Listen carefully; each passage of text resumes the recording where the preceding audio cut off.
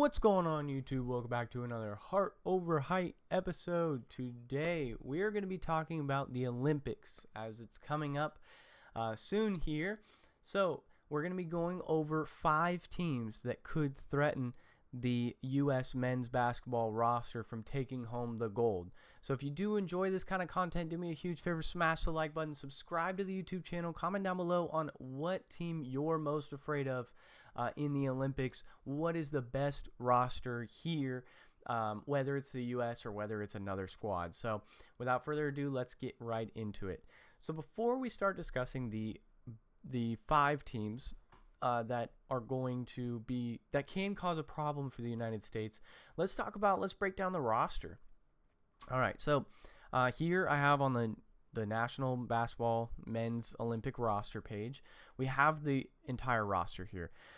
So we got Bam playing at center, we got D-Book, Curry, Anthony Davis, we have Kevin Durant, Anthony Edwards, Joel Embiid changed over to the United States this year, Tyrese Halliburton, Drew Holiday, LeBron, Kawhi, Jason Tatum. So obviously this roster is stacked from head to toe, right? The one problem that the U.S. always runs into against these other rosters is the fact of cohesion. A lot of those other rosters have been playing together for years and years, whereas you look at this roster, you only see like Curry, Durant, LeBron been playing together pretty consistently for that U.S.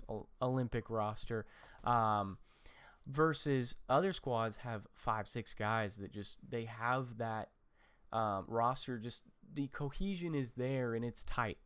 One other benefit too is with those other rosters is the rules. The rules are slightly different. They go by the FIBA style rules. So I'm going to be explaining for some other rosters why they have a benefit over the United States, just because the rules and regulations in the NBA are a little different.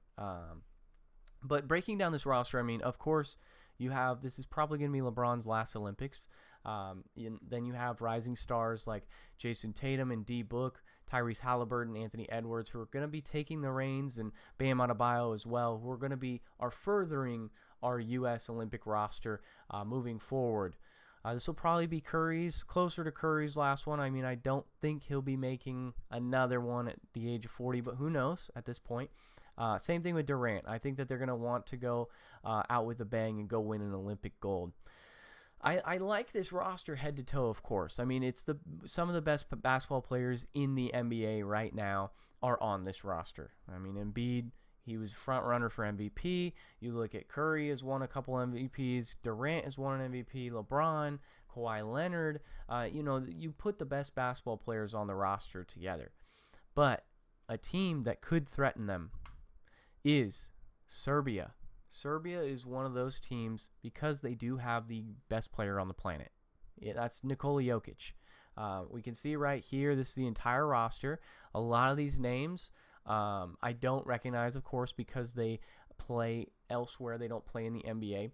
But we do know Nikola Jokic, of course, plays for the Nuggets. We have Nikola Jovic, who plays for the Heat. Bogdan Bogdanovic, who's a sniper three-point shooter for the Hawks, used to play for the Kings. It's guys like those that could be a huge threat. Now, one interesting point that always happens is when a player is playing for their country, it seems that they take a next step. They're representing their country and they feel so much like more confident and more better about their game than in the NBA. For instance, we'll talk about a couple guys on Germany's roster that just play so much better for Germany than they do in the NBA. But yeah, my key factor for Serbia being a problem, of course, is Jokic, but I'm interested to see how Nikola Jovic, the young rising star for the Heat, how he is going to play, because we don't see a lot of playtime from him from the Miami Heat, as well as Pokusevski. He plays currently for the Thunder. He was projected to be a lot better than he has turned out to be. He's a lot skinnier. He's just kind of a frail. He got a lot of comparisons to Kevin Durant because of his play style and everything, but he just hasn't panned out to be that. So this roster, though, could be giving them a problem in the future. We're going to go to that next roster, which this one is probably the scariest roster for the men's basketball team, the United States, and that is, of course, France. Now, France is obviously headlined by Rudy Gobert and Victor Wembanyama, but they have a lot of solid NBA players here. Nicolas Batum is on this roster. He's played for France for quite a while. No more Tony Parker, but they do have guys like Killian Hayes, Theo Maledon, Frank Ntilikina, good long defenders here. Bilal Coulibaly.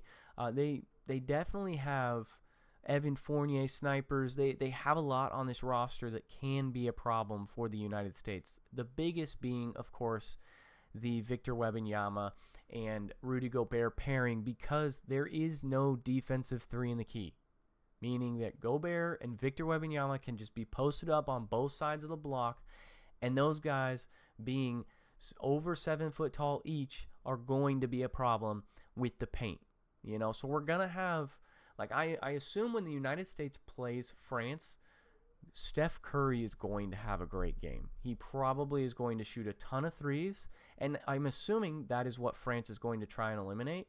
I mean, if I was the United States, I'd be trying to put Vic and Rudy in as many pick and roll actions as I can to get them away from the block. But of course, they're probably going to play around that in fighting through screens and everything with your long defenders in Coulibaly. You have Frank Ntilikina as a good defender. You have Killian Hayes as a good defender. Not too much offensively for those two, but defensively, yes, the defense is there. And then on the offensive end, of course, you're going to have Victor Wembanyama is going to have a good game. Rudy Gobert plays different when he's on France's roster. Evan Fournier, sniper. Nicolas Batum, sniper. Like, you're going to have trouble against them. I don't see that game being a cakewalk by any means to the United States. Going on to the next roster that I'd like to discuss.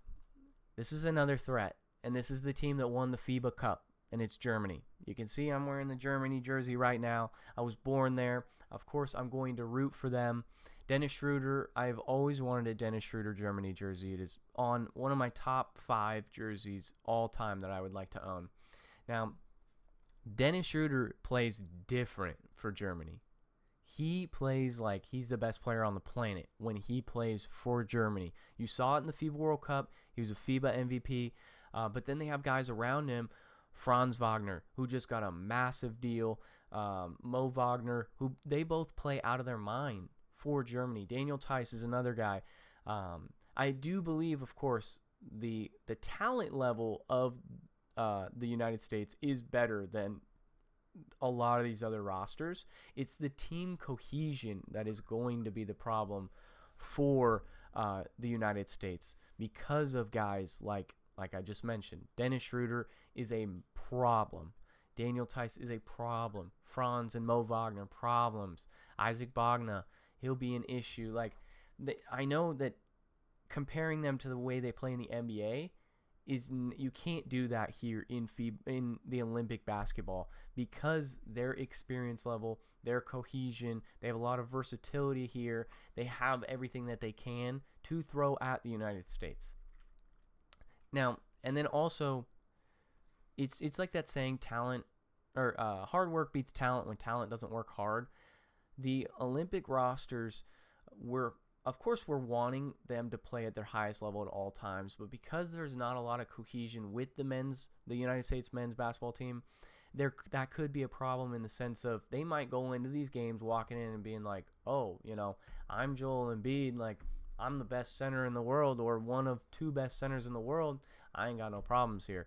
And then he puts up a slouchy game. He thinks he can lackadaisically. Not saying he's going to do that, but anyone on the roster could do that. Whereas all these other rosters, it seems like they feel almost as if they have something to prove because they are always underrated. All right, let's move on to the next roster. And this is an interesting one. It is Australia. Australia has a ton of good guards and good guards in the Olympic rosters. We have young guys like Dyson Daniels, Josh Giddey here. but you have vets like Matthew Dellavedova, Joe Ingles here that have been there before, that have put on good games. Jock Landale plays in the NBA. Josh Green, who I didn't even know was on the Australian roster till I was just looking at it, but he just got moved over to Charlotte, and he shot the ball well in the finals. Patty Mills is a vet that will be playing well. You can expect guys like him. Matisse Thybulle is a great defender. He's not going to be looked at to needing to score. There's a lot of good shooters on this roster that could be a massive problem. And because they play so well together, they just have a good, I keep using the same term, cohesion, but they just really do play team ball. Everyone gets involved. Everyone is there. It's like no man left behind. Everyone is going to be playing together as a roster. And our final roster that could be an issue for the United States, and this is competing with France to be, I believe, one of two huge threats for the United States, it's Canada. They have something going on here. It is a great roster, and it is only getting better. They're very young. You have guys, leading the pack is Shai Gilgeous-Alexander, but then you have other young guys, R.J. Barrett, Nickeil Alexander-Walker, Dylan Brooks, Lou Dort, lockdown defender, right? Jamal Murray here, Kelly Olynyk, Dwight Powell, Andrew Nembhard, Trey Lyles here. Like, there's a lot on this roster that makes sense together. I like the pairing. For some reason, I really enjoy the pairing of Shai and Jamal Murray together. Even though they're both a little ball dominant, I feel like Jamal, he can learn to transition his game a little bit to play as more of a catch and shoot kind of guy. Not necessarily catch and shoot, but kind of like Luka and Kyrie. How Luka has the ball primarily a lot of the times, but when Kyrie does get it, they work very well together in that sense. And I feel that same way with Shai and Jamal Murray. Now, RJ Barrett is a huge X factor here, in the sense of I believe he still has a lot of potential left in the tank, versus when he was at New York. I think that he can kind of prove something here, that he still got it. He can still be one of those guys. He was a top pick for a reason. Another guy that is always interesting, of course, and it's actually two guys. It's these two right here.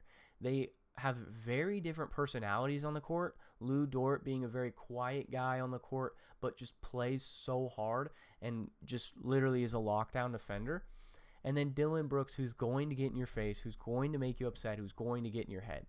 That is why it's players like that could change the dynamic of the United States basketball roster, because they, LeBron goes out there and Dylan Brooks is pulling a Lance Stevenson-esque and getting in his head, and LeBron has a bad game, trying to force up shots and everything. That could be detrimental to United States' overall success.